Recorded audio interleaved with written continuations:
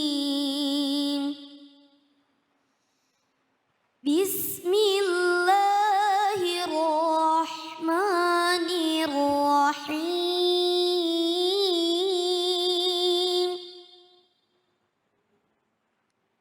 وأذن في الناس بالحج يأتوك رجالا وعلى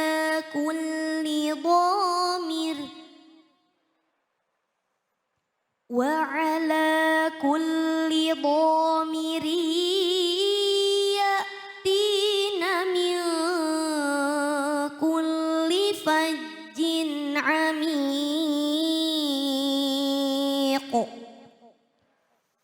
صدق الله العظيم. Sadaqallahul azim. Alhamdulillah kita sudah menyimak surah Al-Hajj ayat 27 ya, yang kira-kira maknanya itu adalah menyeru kepada kita semua untuk melaksanakan ibadah haji. Yang nanti kita akan dengar kajiannya bersama guru kita. Tapi sebelumnya saya akan ajak semuanya dan juga pemirsa dari rumah untuk menyaksikan video berikut ini. Artis Baim Wong gagal berangkat haji tahun ini. Baim menyebutkan salah satu alasan dirinya batal berangkat ke Tanah Suci Mekah adalah karena sang istri, Paula Verhoeven, mengalami kendala kesehatan. Baim Wong sebenarnya dijadwalkan berangkat menunaikan ibadah haji pada tahun 2023 ini. Namun ternyata takdir berkata lain. Menyusul rekannya Raffi Ahmad dan Nagita Slavina dikabarkan juga batal beribadah haji di Tanah Suci pada akhir bulan ini. Raffi sendiri mengaku belum bisa menceritakan alasan kenapa dirinya batal menunaikan ibadah haji, meski dirinya telah melakukan persiapan termasuk menjalani manasik haji beberapa waktu lalu.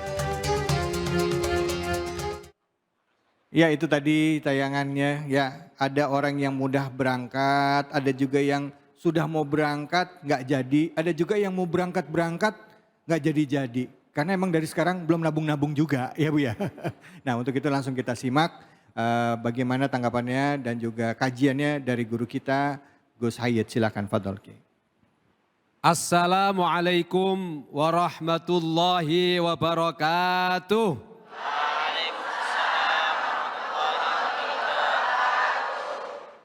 Innal hamdalillahi wahdah wassalatu wassalamu ala sayyidil Mustafa Muhammadin sallallahu alaihi wa ala alihi wa ashabihi wa man ittaba'al huda amma ba'dah. Hadratal kurama'i wal a'izza, para pemirsa Cahayati Indonesia iNews yang dimuliakan Allah dimanapun berada, hadirin wal hadirat, jamaah yang insya Allah diberkahi hidupnya oleh Allah Subhanahu wa ta'ala. Amin. Amin. Allahumma amin. Amin.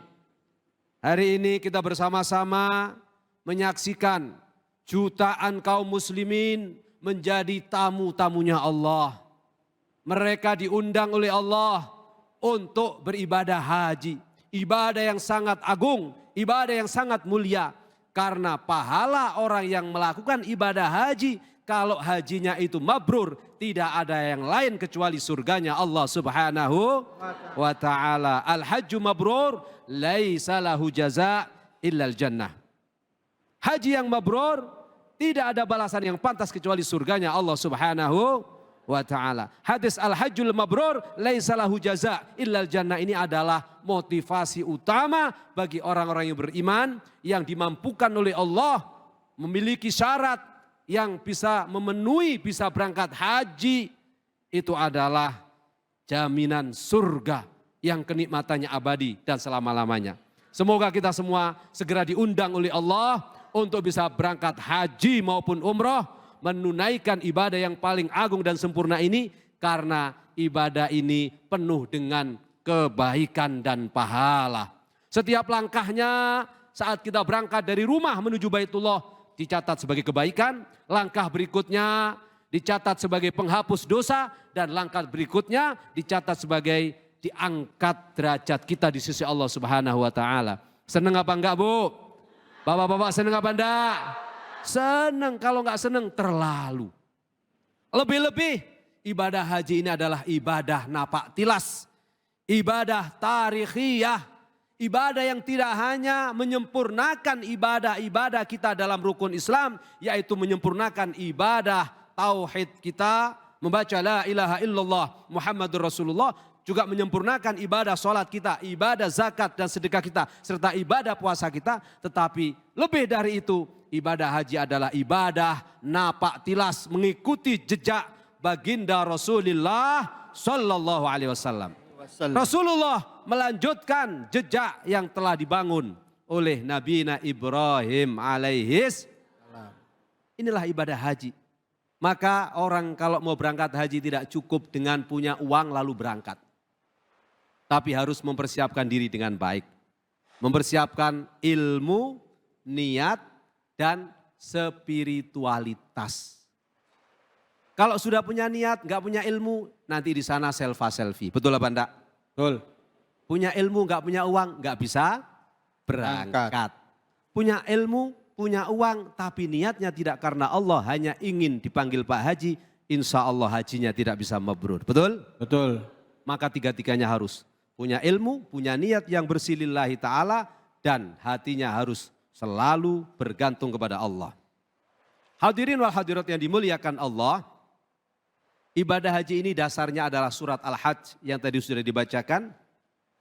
Wa'adzin fin nasi bil haji, umumkan, panggil kepada seluruh manusia untuk menunaikan ibadah haji. Wa'adzin fin nasi bil haji ya'tuka rijalan wa ala kulli dhamiri ya'tina min kulli fajjin amiq. Kalau sudah kamu umumkan wahai Ibrahim, niscaya orang-orang itu akan datang berbondong-bondong dengan jalan kaki, dengan naik onta. Kalau sekarang dengan jalan kaki bagi orang-orang yang ada di Mekah, naik pesawat yang ada di luar Mekah, yang ada di luar Saudi Arabia, dan mereka datang berbondong-bondong dari berbagai penjuru dunia min fajjin amik. Perintah Allah kepada Nabi Ibrahim untuk mengumumkan ini diijabah. Nabi Ibrahim memanggil kita semua sejak ribuan tahun yang lalu. Sekarang tinggal kita mau nggak memenuhi panggilannya Nabi Ibrahim. Nabi Ibrahim sudah manggil kita wa'adzin fin nasi bil haji. Panggilan itu disaksikan oleh para malaikat. Yang juru manggil siapa? Allah. Setelah disaksikan para malaikat, malaikat mengamini. Amin, amin, semoga orang yang dipanggil ini telinganya dengar. Setelah dengar, punya niat.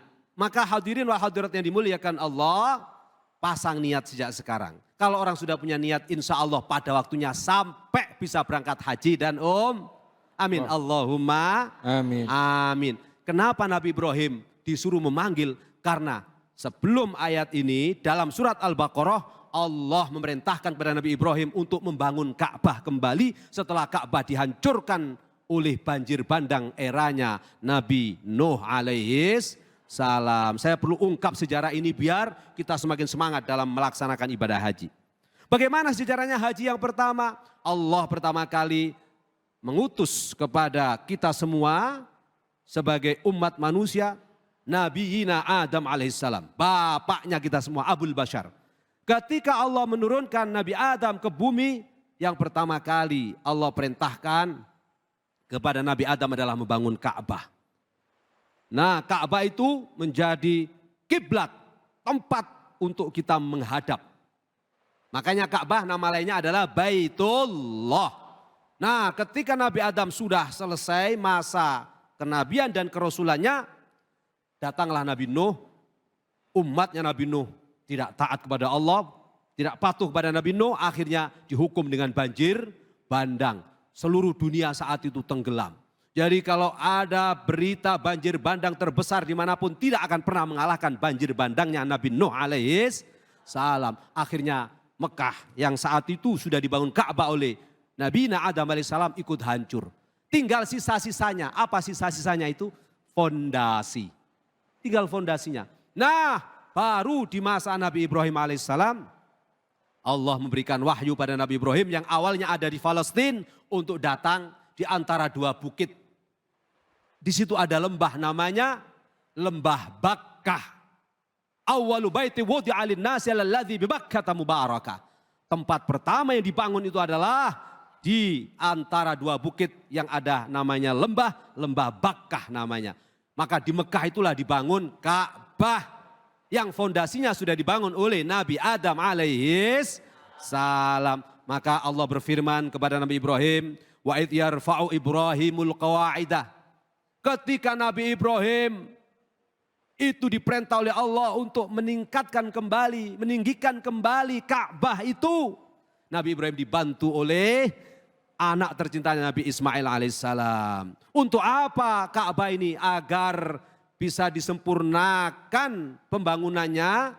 Di ayat sebelumnya Allah berfirman, agar setelah Ka'bah ini terbangun, fungsi Ka'bah kembali utuh untuk dijadikan tawaf.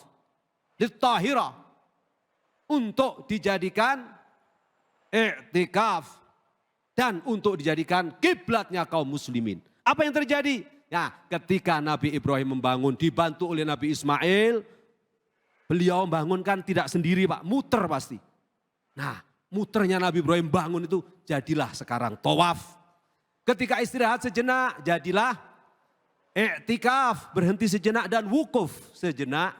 Kemudian ketika Nabi Ibrahim dibantu oleh istrinya Siti Hajar, ngambilin makanan, ngambilin minuman, itulah dijadikan ritual sa'i. Maka di ayat yang lain Allah menjelaskan dalam Al-Quran, Maqam Ibrahim itu tempat sholat. Maka kalau kita haji, setelah kita tawaf disunahkan sholat di belakang Maqam Ibrahim. Littahira.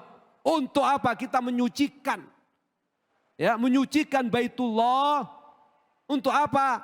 Litta'ifina wal akifina wal rukka'is sujud. Agar bisa dijadikan tawaf, i'tikaf, rukuk dan sujud bagi umat manusia.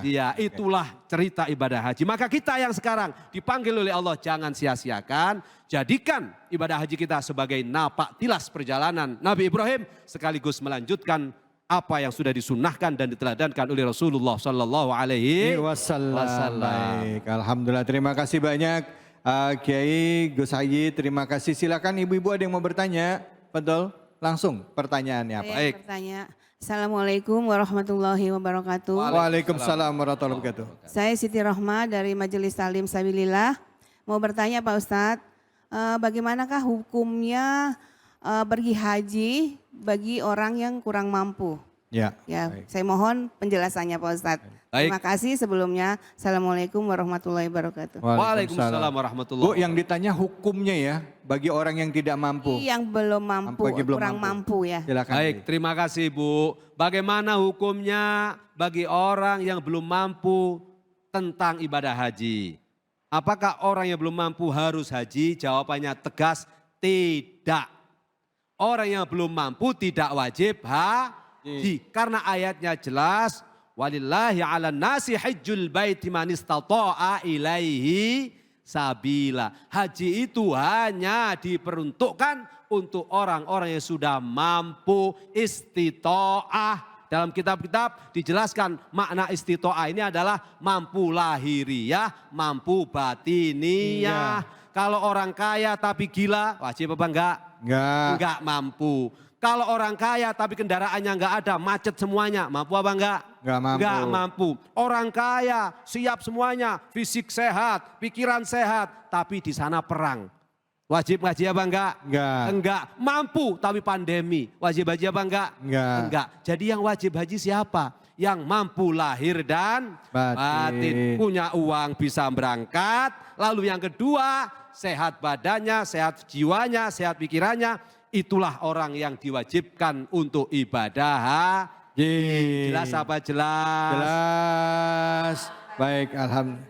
Ada yang lain? Sudah cukup Kiai, matur suwun sangat. Terima kasih banyak ibu-ibu, bapak-bapak dan juga pemirsa ya. Tadi dijelaskan bahwa yang mampu kita ya mempersiapkan diri aja ya. Ibadahnya kita benahin ya, siapin tabungannya dan berdoa setiap hari. Insya Allah Allah mampukan kita untuk berangkat melaksanakan ibadah haji. Amin ya robbal alamin. Baik, matur suwun Yai. Kita akan kembali lagi dengan guru-guru kita. Setelah ini Ustadz Randy Tanjung akan membahas tentang ibadah haji juga. Jangan kemana-mana, tetap di Cahaya Hati Indonesia.